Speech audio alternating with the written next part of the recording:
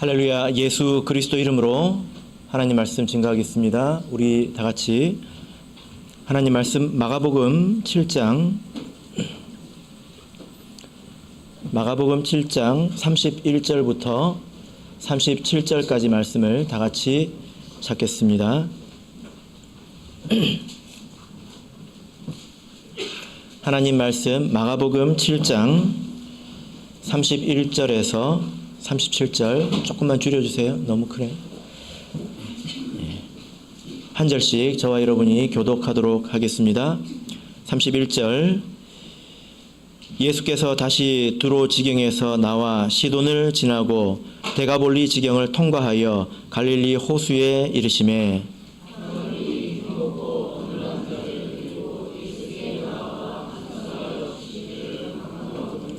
예수께서 그 사람을 따로 데리고 무리를 떠나사 손가락을 그의 양 귀에 넣고 침 뱉어 그의 혀에 손을 대시며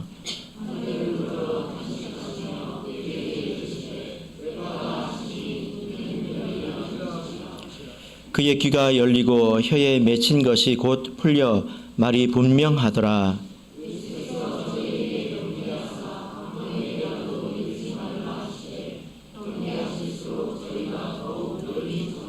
같이 읽겠습니다. 사람들이 심히 놀라 가로되 그가 다 잘하였도다. 귀머거리도 듣게 하고 벙어리도 말하게 한다 하니라. 아멘. 네, 오늘 이 시간은 예수님의 깊은 탄식이라는 제목으로 하나님 말씀을 증거하겠습니다. 제가 최근에 우리 방태식 형제님이 일하시는 병원에 다녀온 적이 있습니다. 재활의학과인데요. 거기서 아주 좀 낯선 광경을 보았습니다. 거기 가니까 아주 젊은 부부들이 병원을 오더라고요. 그래서 제가 아니, 저렇게 젊은 사람이 어디가 이렇게 아파가지고 여기로 왔을까. 그런데 부부가 같이 또 많이 오더라고요. 그래서 참 이상했습니다. 근데 또 보니까 이렇게 갓난아기들을 이렇게 안고 오는 것을 봤습니다. 그래서 또 좀 이상하더라고요. 아니 여기가 산부인과도 아니고 소아과도 아닌데 저 아기들을 왜 데리고 왔을까? 그런데 나중에 알았습니다. 시간이 좀 지나면서 보니까 제법 큰 아이들도 이렇게 데리고 오는데요. 보니까 그 아이들이 장애가 있더라고요. 그래서 그 아이들 재활을 위해서 거기 치료를 받기 위해서 온 것이었습니다. 그래서 제가 우리 태식 형제한테 물었더니 아이가 밥을 못 떠먹는 경우도 있대요.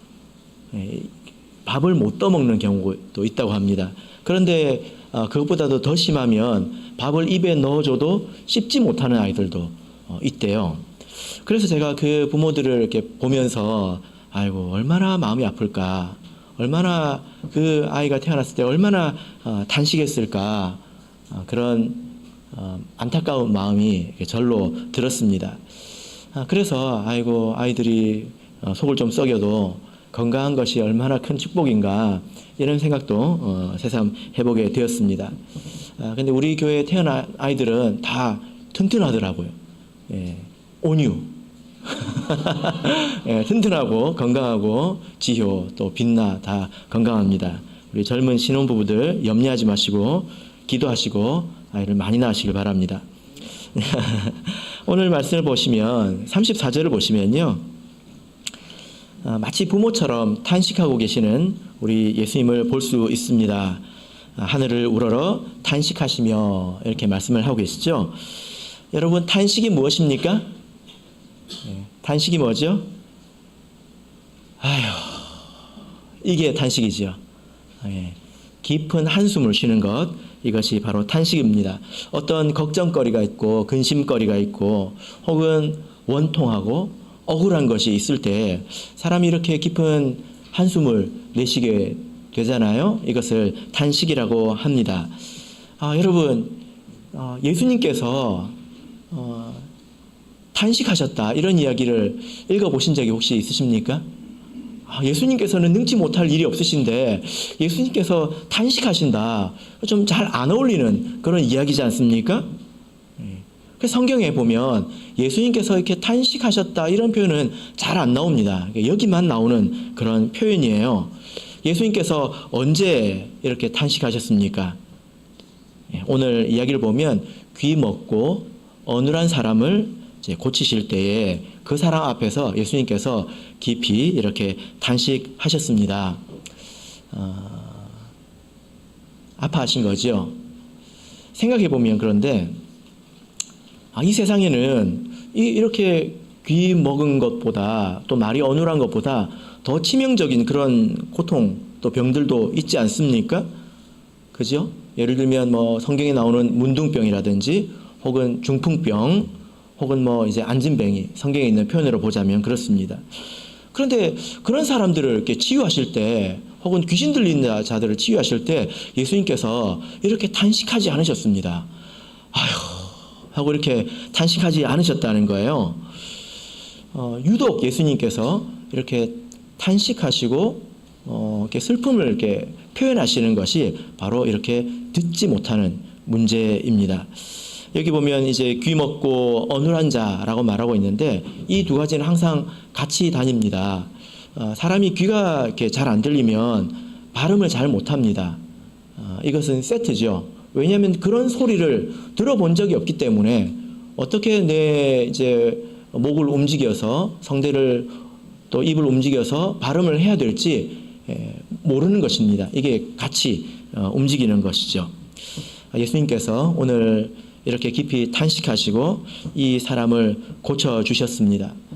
자, 그런데요, 오늘 이 이적과 쌍둥이 같은 그런 이적이 있는데 바로 8장 22절부터 있는 내용입니다. 쌍둥이 같은 그런 이적인데요. 여러분 읽어보시면서 귀 먹은 자를 고쳐주신 것과 한번 공통점이 무엇인지를 한번 찾아보시길 바랍니다. 22절부터 26절까지 우리 같이 읽겠습니다. 시작.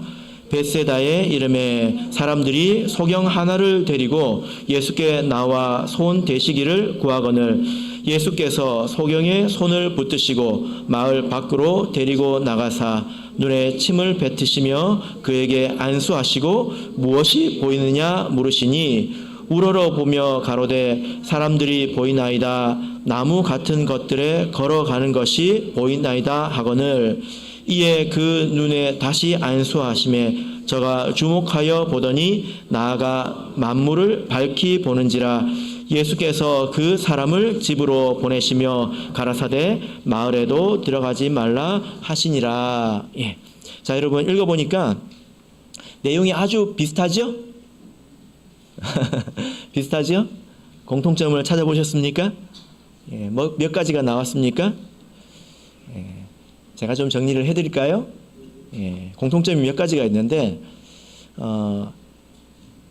첫 번째는 귀 먹은 자이고 두 번째는 앞을 못 보는 소경입니다.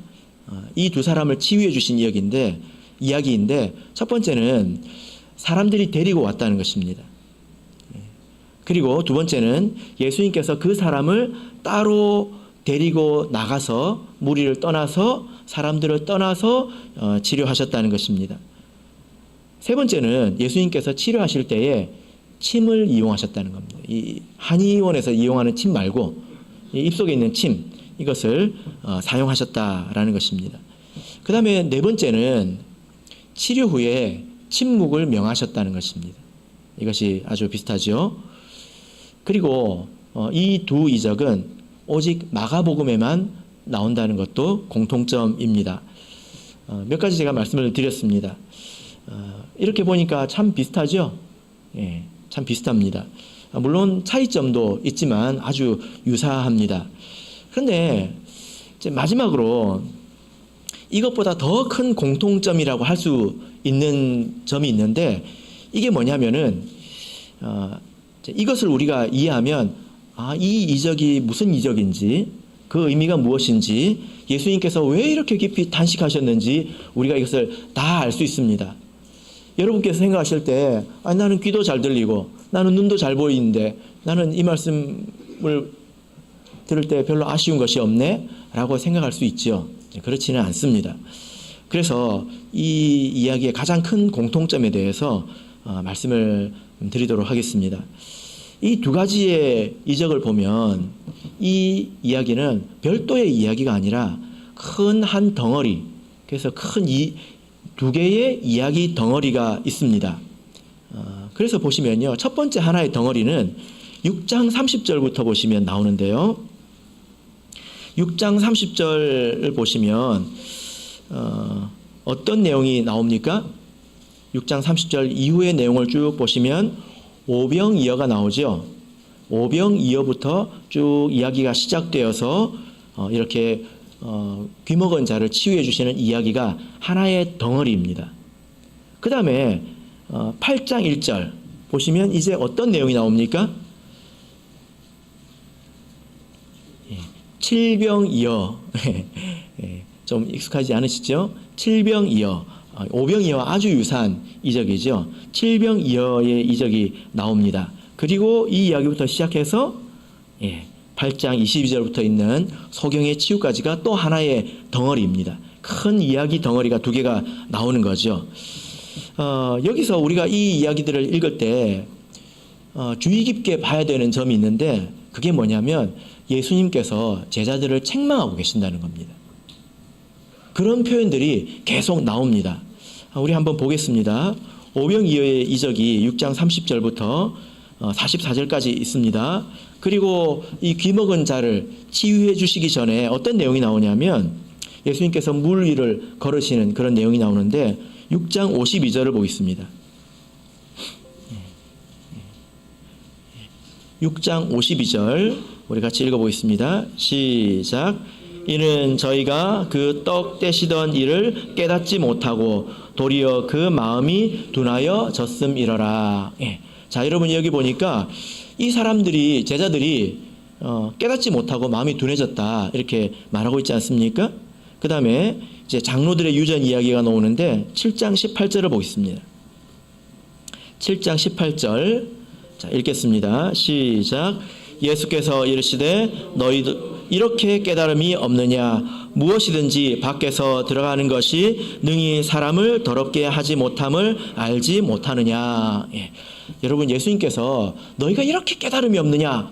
이렇게 말한 것은 책망을 심하게 한 것입니다. 마태복음부터 쭉 읽어보면 예수님께서 제자들에게 책망을 잘 하시는 분이 아니에요. 이런 내용이 이제 나오고 또 귀가 치유가 됩니다. 그리고 이어서 이제 두 번째 이야기 덩어리를 보시면 칠병이어의 이야기가 나오죠. 그리고 이 이야기 가운데에 바리새인들이 나와서 표적을 구하는 이야기가 나옵니다. 그래서 예수님께서 이야기를 하시는데요. 8장 15절을 보겠습니다. 8장 15절 이 내용을 보면 예수님께서 또 책망을 하고 계십니다. 8장 15절 읽겠습니다. 시작. 예수께서 경계하여 가라사대 삼가 바리새인들의 누룩과 헤롯의 누룩을 주의하라 하신대. 예수님께서 너희들 바리새인과 헤롯의 누룩을 조심해라 하니까 이 사람들이, 제자들이 이 말을 알아들었을까요? 16절을 보시면 제자들이 서로 의논하기를 이는 우리에게 떡이 없음이로다. 지금 이 말을 전혀 못 알아듣고 엉뚱한 소리를 하고 있습니다. 그래서 17절부터 보시면 17절부터 21절까지를 보시면 예수님께서 굉장히 답답하신 것을 알 수 있는데요. 예수님께서 계속 질문을 합니다. 이 질문의 의미가 무엇인지 한번 생각해 보십시오. 제가 읽겠습니다. 17절 예수께서 아시고 이르시되 너희가 어찌 떡이 없으므로 의논하느냐? 아직도 알지 못하며 깨닫지 못하느냐? 너희 마음이 둔하냐? 너희가 눈이 있어도 보지 못하며 귀가 있어도 듣지 못하냐? 또 기억지 못하냐? 내가 떡 5개를 5,000명에게 떼어줄 때에 조각 몇 바구니를 거두었더냐? 가로되 12린이다. 또 7개를 4,000명에게 떼어줄 때에 조각 몇 광주리를 거두었더냐? 가로되 7인이다. 가라사대 아직도 깨닫지 못하느냐? 예수님께서 제자들이 숨도 못 쉬게 질문하고 있죠. 그죠? 자, 이거는 어떤 질문일까요? 어떤 질문일까요? 대답하라고 질문하신 게 아니죠. 계속 이렇게 질문을 하시는 것은 책망하시는 것입니다. 이 질문을 읽을 때에 어떤 내용이 생각이 나냐면 마치 욥기에서 하나님께서 처음 나타나셔가지고 욥에게 하시는 말씀이 생각이 납니다. 욥이 하나님의 다스림을 수용하지 못하고 있지요. 그래서 하나님께서 나타나셔가지고 뭘 하실까요? 질문하십니다. 자, 우리 보겠습니다. 욥기 38장입니다. 욥기 38장 3절을 보겠습니다. 하나님께서 나타나셔서 고집 부리고 있으니까 하나님께서 나타나셔가지고 하시는 것이 이것입니다. 욥기 38장 3절 같이 읽어보겠습니다. 시작. 너는 대장부처럼 허리를 묶고 내가 내게 묻는 것을 대답할지니라. 욥에게 일어나. 허리띠 졸라매. 이제부터 내가 하는 말에 대답해봐. 이렇게 하시는 겁니다. 그리고 이 뒤에 나오는 내용이 전부 질문이에요. 4절 보면 내가 땅에 기초를 놓을 때에 내가 어디 있었느냐? 어디 있었냐? 대답해봐. 대답을 하기도 전에 5절에 누가 그 도량을 정하였는지 누가 그 준성을 위해 띄웠는지 내가 아느냐? 6절 그 주천은 무엇 위에 세웠으며 그 모퉁이 돌은 누가 놓았었느냐? 아느냐? 하고 질문을 계속하죠. 8절 그것을 막은 자가 누구냐? 13절 그 가운데서 구축한 일이 있었느냐? 16절 내가 바다 근원에 들어갔느냐? 걸어 다녔느냐? 내게 나타났었느냐? 측량하였느냐? 흑암의 처소는 어디냐? 하고 하나님께서 욥에게 계속 질문을 합니다. 욥이 고집을 부리니까. 이것은 책망하는 것이죠. 그죠? 고집 부리고 있고 알지 못하는 것에 대해서 이제 책망하는 것이죠. 자, 여러분, 이 이야기 끝에 지금 두 개의 큰 덩어리 이야기 끝에 귀를 고치는 이야기가 나왔고 눈을 고치는 이야기가 나왔습니다. 여러분, 이것은 예수님께서 자기 능력 자랑을 하는 게 아니에요. 내가 귀도 고칠 수 있고 내가 눈도 고칠 수 있다. 그게 아닙니다. 우리가 성경을 읽을 때 아이고 예수님 진짜 훌륭하시네. 눈도 고치시고 귀도 고치시고 그 다음에 손도 펴시고 다리도 고치시고 예수님은 할 줄 아는 게 많으시네. 근데 읽으면서 다 이렇게 똑같이 들리는 거예요. 여기서는 눈을 고치고 귀를 고친 것이 아니라 제자들이 고침을 받아야 된다는 이야기입니다. 예수님께서 치유해 주신 이 사람들은 청각장애인 혹은 시각장애인이 아니라 사실 제자들을 말합니다. 그래서 예수님께서 그들을 보고 너무 답답해 하시는 거예요. 그래서 단식하신 것입니다. 예수님의 말씀을 그렇게 오래 들었는데도 깨닫지 못하고 예수님께서 행하시는 이적을 그렇게 많이 보았는데도 알지 못하는 그런 것에 대해서 예수님께서 탄식하셨다는 거예요. 그게 유일한 단식입니다. 유일한 탄식. 그리고 그것을 예수님께서 치유해 주셨죠. 우리 성도의 인생에서 가장 안타까운 것 무엇일까요? 아픈 것일까요? 혹은 가난한 것일까요? 예수님께서 아픈 사람 보고 가난한 사람 보고 이렇게 탄식하지 않으셨습니다. 우리 성도의 인생 가운데서 가장 안타까운 것은 깨닫지 못하는 것입니다. 깨닫지 못하는 것입니다. 어떤 분의 삶에 참 고난이 많더라고요. 그래서 사람들이 보면 불쌍하게 여깁니다. 그런 분들을 보면 불쌍하게 여기죠. 그런데 제가 가까이 가서 그분의 인생을 한번 들여봤더니 이유가 있습니다. 이유가 있더라고요. 그래가지고 제가 이야기를 했습니다. 이런 이야기를 하는 것이 절대 쉽지 않아요. 그런 이야기를 한다는 것이 제가 비록 목자라도 쉽지 않습니다. 근데 책임감을 가지고 또 해야 되지 않겠습니까? 그런데 깨닫지를 못합니다. 왜 이런 일을 겪는지. 신앙생활을 몇십 년을 했고 설교를 들을 만큼 들었는데 제가 보니까 기독교인이 아니에요. 신앙 행위로 딱 보자면 무속신앙에 더 가까운 것 같습니다. 하나님이 누구인지에 대해서 별 관심이 없고 말씀을 듣는 데 대해서 별 관심이 없고 그냥 지극정성으로 지성이면 감천이다. 자기 마음대로 신앙생활을 하고 있는 거지. 이런 표현은 사실 좀 과한 표현인데 깨달으라고 제가 이렇게 말씀을 드리는 것입니다. 그래서 깨닫는데 별 관심이 없습니다. 자기가 뭘 하는데 관심이 있지요. 그래서 말씀 시간에는 계속 잠을 잡니다. 듣지 못합니다. 그러니까 인생의 고통이 찾아오지 않습니까? 이제 그런 경우에는 고생을 해도 헛고생이고요. 수고를 해도 헛수고입니다. 깨닫지 못하면 이와 같이 된다는 거예요. 왜 고생이 있습니까? 여러 가지 이유가 있겠지만 깨닫지 못해서 고생이 찾아오죠. 여러분, 그런데 이 제자들은 우리가 이제 생각해 볼 지점은 뭐냐면은 제자들은 왜 눈이 있어도 보지 못하고 귀가 있어도 듣지 못하고 그랬을까요? 왜 그런 것일까요?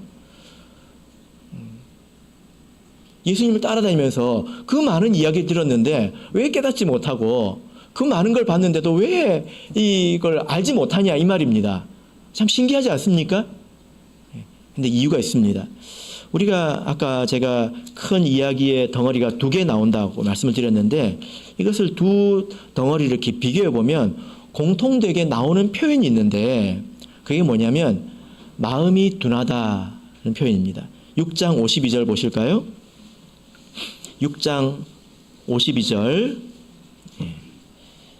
이는 저희가 그 떡 떼시던 일을 깨닫지 못하고 도리어 마음이 둔하여졌음이라 이렇게 말씀하고 있죠. 그죠? 그 다음에 8장 17절을 볼까요? 예수님의 이 속사포 같은 질문 가운데서 너희가 어찌 떡이 없으므로 의논하느냐 아직도 알지 못하며 깨닫지 못하느냐 너희 마음이 둔하냐. 눈이 있어도 보지 못하고 귀가 있어도 듣지 못하고 깨닫지 못하는 데는 근원적인 이유가 있는데 마음이 둔하다는 것입니다.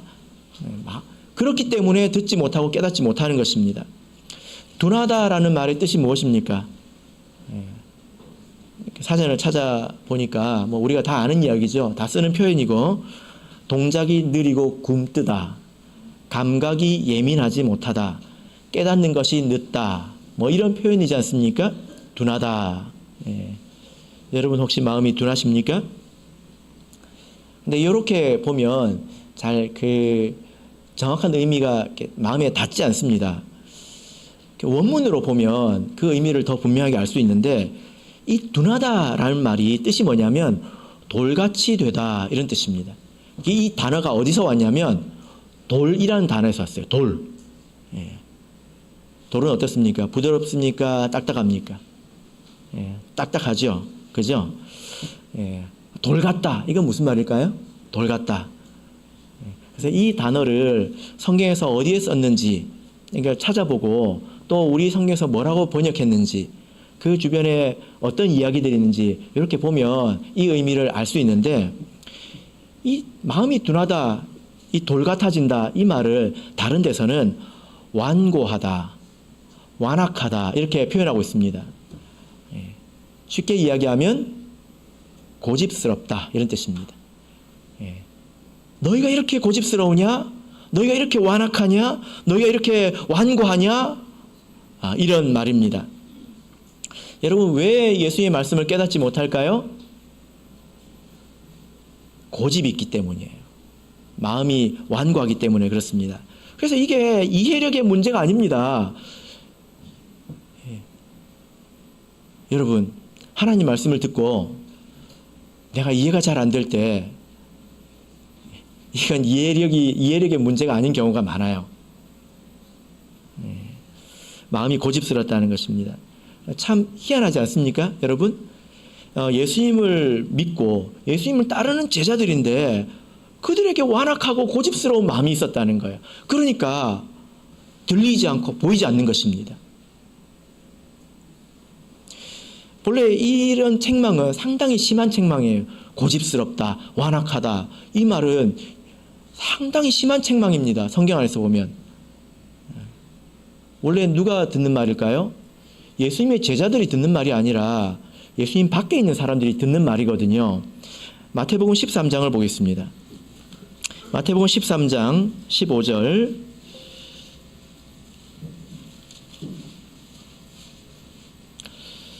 마태복음 13장 15절. 마태복음 13장 15절 같이 읽겠습니다. 시작.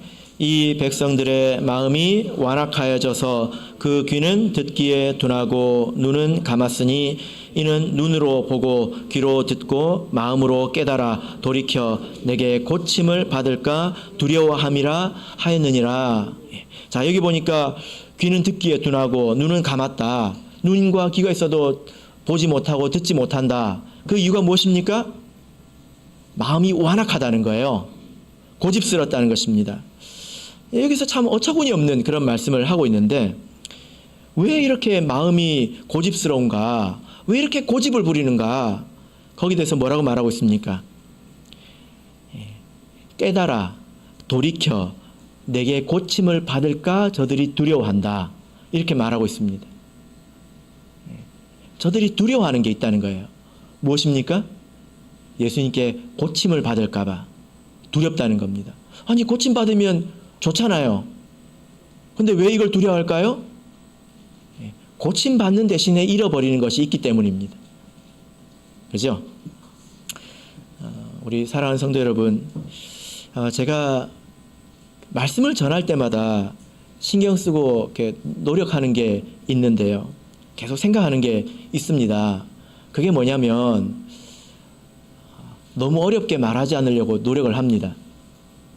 제가 그걸 항상 생각합니다. 그래서 내가 지금 너무 어렵게 말하고 있는 것은 아닌가? 너무 이렇게 학문적으로 현학적이라고 하지요. 이런 것들을 뽐내기 위해서 이렇게 말하는 것은 아닌가? 제가 항상 생각을 하면서 말을 합니다.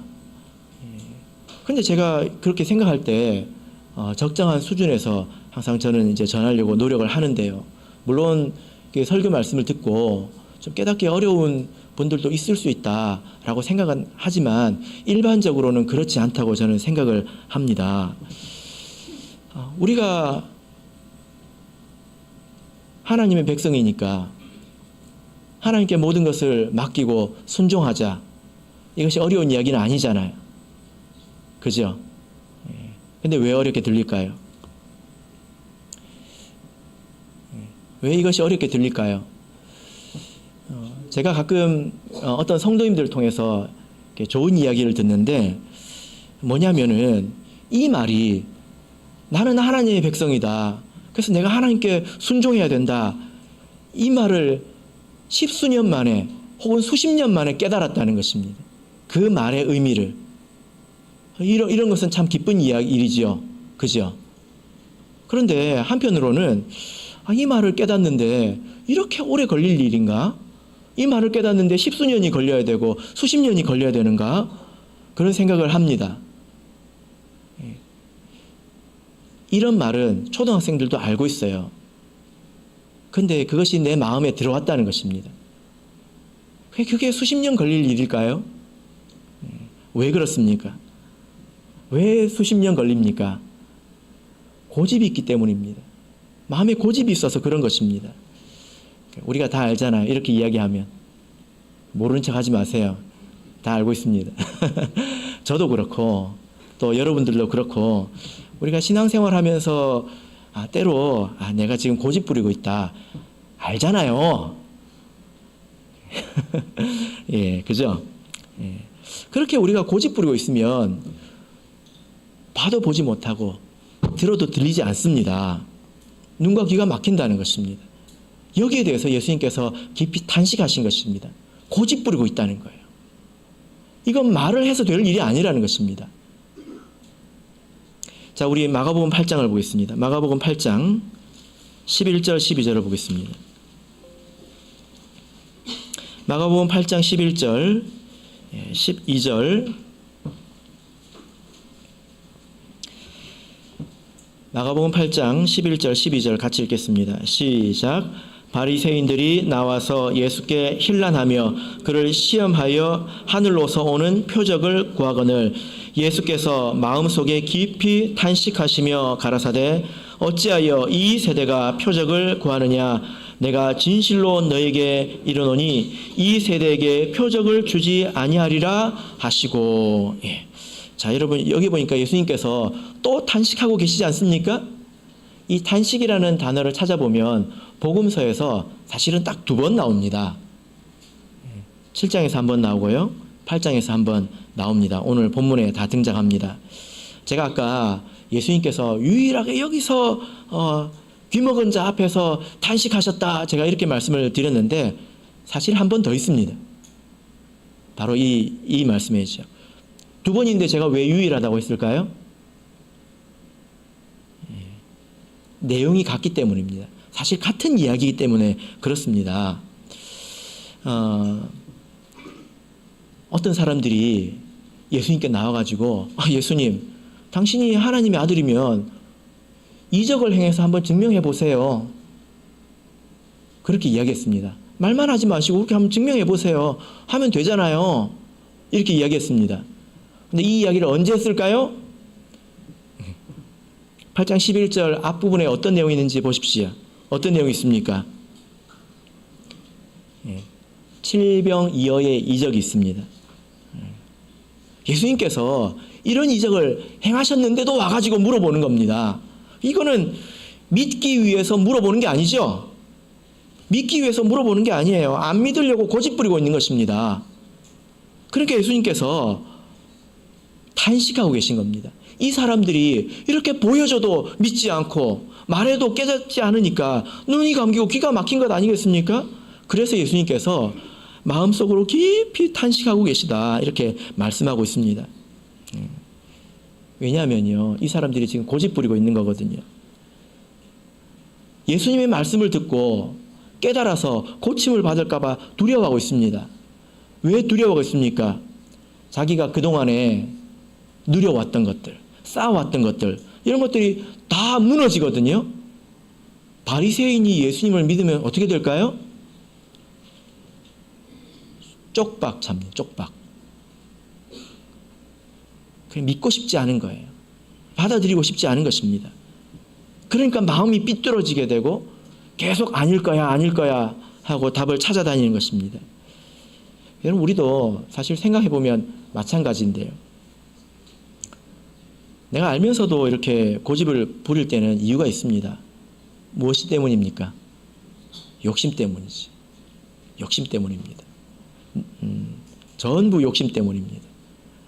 내 돈 때문에, 내 자존심 때문에, 내가 누려왔던 편안함, 안락함, 말씀을 따라가자면 이것을 잃어버리게 되거든요. 그렇게 생각을 합니다. 그러니까 고집을 부리고 들어도 깨닫지 못하고 기억도 하지 못하고 알지 못하고 이렇게 되는 것입니다.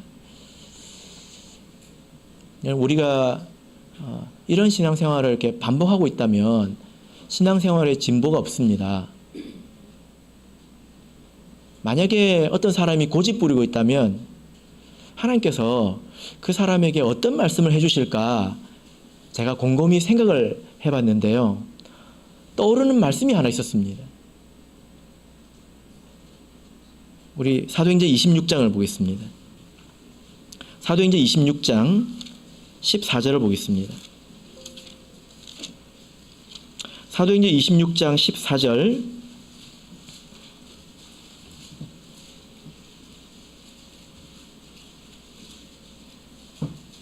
사도행전 26장 14절. 자, 우리 같이 읽겠습니다. 시작. 우리가 다 땅에 엎드러짐에 내가 소리를 들으니 히브리 방언으로 이르되 사울아 사울아 내가 어찌하여 나를 핍박하느냐 가시체를 뒷발질하기야 내게 고생이니라. 아마 우리 가운데 이렇게 고집 부리는 사람이 있다면, 스스로 귀를 막고 눈을 막고 살아가는 사람이 있다면 예수님께서 가시체를 뒷발질하기가 네가 고생이다, 이렇게 말씀하실 것 같습니다. 이 말 뜻이 무엇입니까? 막대기가 있는데 이 막대기에 가시가 돋쳐 있습니다. 그 막대기를 자꾸 발로 차봐야 자기 발만 아프지 않습니까? 자기만 상하지 않습니까? 고집 부리는 것이 사실 신앙생활을 힘들게 하는 것입니다. 내가 예수님을 알고 있는데 어떻게 부정을 합니까? 그러니까 아닐 거야 라고 생각하니까 계속 생각이 꼬이고 힘들고 어려운 일이 생기고 하나님께 매맞고 양심에 가책받고 계속 그렇게 되는 것 아닙니까? 눈을 감는다고 해서 안 들리는 것이 아니고. 그래서 제가 고집 부리는 사람한테 마지막으로 묻는 게 당신이 하나님을 믿지 않느냐, 하나님이 계시지 않느냐, 요건 물어봅니다. 사실 그 말이 전부지 않습니까? 하나님 계시지 않습니까? 그래서 우리가 있는 것 아닙니까? 그 외에 무슨 말이 더 필요합니까? 그래서 내가 이미 믿고 있는 것과 내가 고집 부리고 있는 것 사이에 충돌이 생기면 내가 가시채를 뒷발질하고 있는 것입니다. 힘든 거예요. 힘든 거. 양심의 가책도 오죠. 말씀을 들을 때 위로가 되는 게 아니라 항상 채찍질이 되는 것입니다. 우리 사랑하는 성도 여러분, 우리 마음에 어떤 욕심이 있다면 좀 다 내려놓읍시다.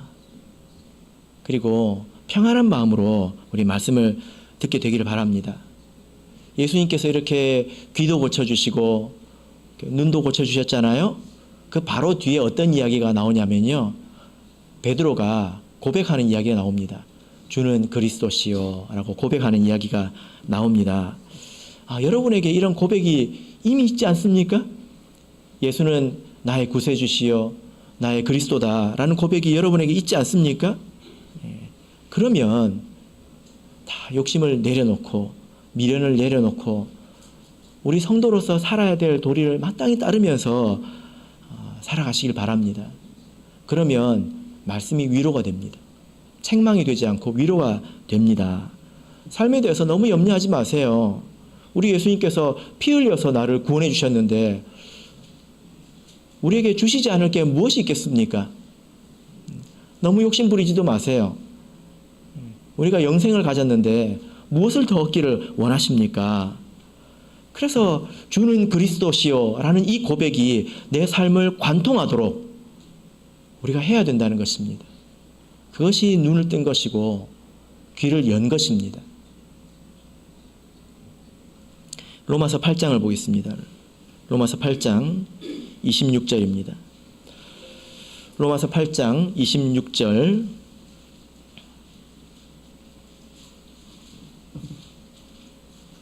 로마서 8장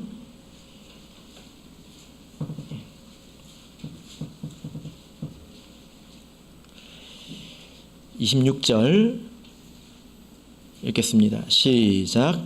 이와 같이 성령도 우리 연약함을 도우시나니 우리가 마땅히 빌 바를 알지 못하나 오직 성령이 말할 수 없는 탄식으로 우리를 위하여 친히 간구하시느니라. 성령께서 지금 탄식하고 계십니다. 우리가 이와 같이 온전한 마음으로 하나님 앞에 나올 수 있도록 우리가 고집을 버리고 하나님 말씀을 있는 그대로 듣도록 깨닫도록 탄식하고 계십니다. 여러분께서는 성령께서 나를 위해서 이렇게 깊이 탄식하고 한숨 짓는 것을 들으십니까? 기도 가운데서 꼭 들으시기를 바랍니다. 이적의 이 귀를 고치시고 눈을 고치신 이적의 주요한 의미는 이렇습니다. 예수님께서 누구에게 언제 탄식하셨습니까? 정답을 말해보세요. 고집 부리는 사람입니다. 욕심 때문에. 우리가 이 이적으로 돌아가서 이 이적의 그 세부적인 내용을 보면 우리가 또 교훈을 삼을 수 있는 것이 몇 가지 있는데요. 이것에 대해서 간단히 말씀드리고 마치도록 하겠습니다. 첫 번째는 이 귀머거리와 소경은 스스로 하나님 앞에 나오지 못했습니다. 사람들이 데려왔지요. 그래서 예수님께 간구했습니다.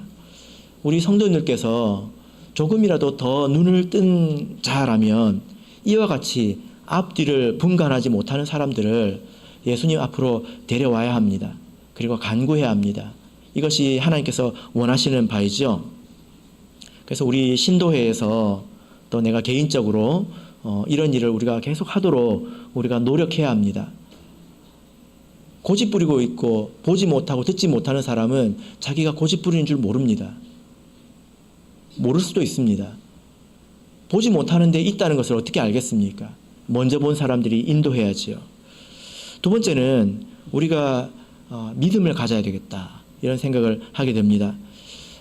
우리가 이런 일을 행할 때에 내 자신을 위해서 이런 일을 행하기도 하고 우리가 다른 사람을 위해서 이런 일을 행하기도 하지요. 그런데 사람이 잘 안 변합니다. 고집 부리는 사람들이 잘 안 변합니다. 그래서 낙심하기가 쉽습니다. 그래서 때로는 스스로 자기가 이렇게 변하지 않는 문제에 대해서 지나치게 자기 정죄를 해가지고 자기에 대해서 낙심하는 경우도 있기도 하고요. 그리고 다른 사람에 대해서도 아이고 이제 막 두 손 두 발 다 들었다, 이렇게 말을 하기도 합니다. 그런데 우리가 믿음을 가져야 되겠습니다. 예수님께서 지금 이 두 사람을 치유해 주실 때 침으로 이렇게 치유를 해 주지 않았습니까? 이 침으로 치유해 주셨다는 것의 의미가 무엇인지에 대해서 우리가 궁금증을 가질 수 있는데요. 다른 성경을 통해서 이것을 해결하기가 좀 어렵습니다. 어떤 힌트가 될 만한 것이 마땅히 없습니다.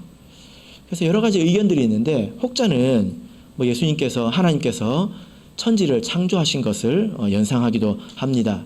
사람을 흙으로 빚으셨지 않습니까?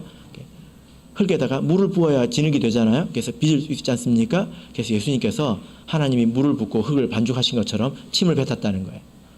그래서 이건 재창조에 가깝다는 것입니다. 듣기에 나쁘진 않은 것 같습니다. 그런데 우리가 제가 이렇게 쭉 살펴보니까 이 부분에 대해서 너무 무리하게 생각할 필요는 없다, 이렇게 생각이 되는데요. 이렇게 생각해 보면 어떨까요? 여러분, 상처에 침 발라 보신 적 있으십니까? 한번 손 들어 보세요. 나이가 몇 살까지 나오는지. 60대 나오셨고요. 예.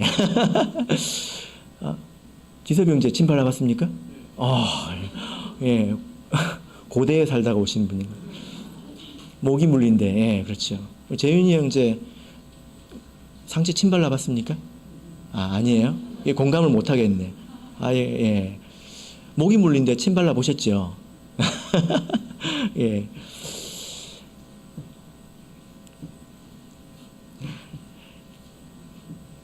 침이라고 하는 것은 어쩌면 우리가 사람 이렇게 치료하는데 가장 간단하게 동원할 수 있는 것입니다. 그죠? 예. 그렇게 생각해 보면 어떨까요? 그래서 예수님께서는 뜻하신다면 가장 작은 것으로도 치료하십니다. 사람이 변하는 것이 우리에게는 무겁고 어려운 일이지요. 예수님께서도 탄식하셨습니다.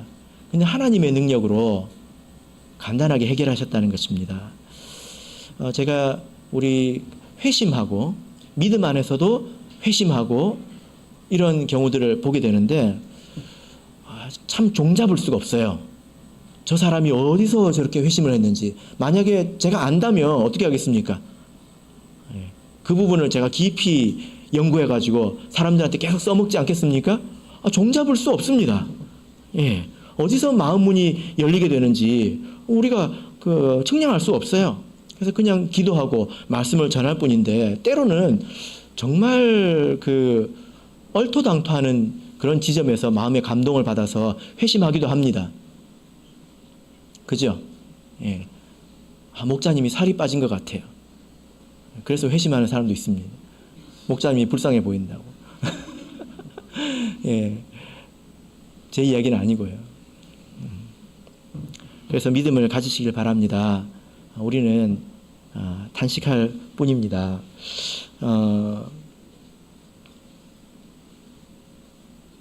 이제 세 번째는요, 이 두 이적의 차이점인데요. 귀먹은 자를 치유해 주실 때는 한 번에 치유해 주셨는데, 소경을 치료할 때는 두 번에 걸쳐서 치유를 해 주셨습니다. 이 내용도 우리가 너무 어렵게 생각할 필요가 없습니다. 각 사람이 변화되는 데는 하나님의 시간표가 있다는 거지요. 예수님의 능력이 부족해서 한 번 하고 두 번 하고 이것이 아니라 하나님의 시간표가 있다는 것입니다. 그러므로 우리가 너무 낙심할 필요 없습니다.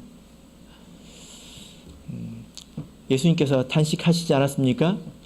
그래서 우리도 탄식해야 되겠죠? 근데 예수님께서 어떻게 탄식하셨는지 한번 보시길 바랍니다.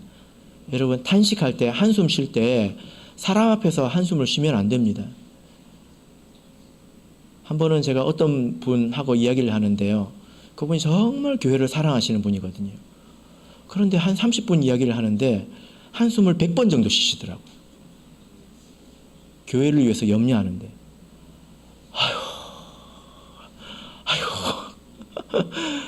100번을 쉬시더라고요. 그래서 제가 뭐라고 그랬습니다. 예수님은 어떻게 한숨을 탄식하셨습니까? 하늘을 우러러 탄식하셨습니다. 하나님 앞에서 탄식했습니다. 그리고 마음으로 탄식하셨습니다. 사람들 앞에서 그렇게 절망적으로 탄식하시지 않았다는 것입니다. 왜냐하면 믿음이 있기 때문이지요. 여러분, 그래서 우리가 하나님의 시간이 있기 때문에 너무 우리가 절망할 필요 없습니다. 그러나 우리가 하나님 앞에서 탄식해야 되겠죠. 마음으로 우리가 탄식할 수 있어야 합니다. 그때에 하나님께서 적절한 때에 은혜를 주실 것입니다. 사람 앞에서 탄식하는 것은 요즘에 이런 말을 쓰더라고요. 감정 배설. 그래서는 안 되겠죠. 말씀의 결론 맺겠습니다. 예수님께서 언제 탄식하셨습니까? 누구 앞에서 탄식하셨습니까?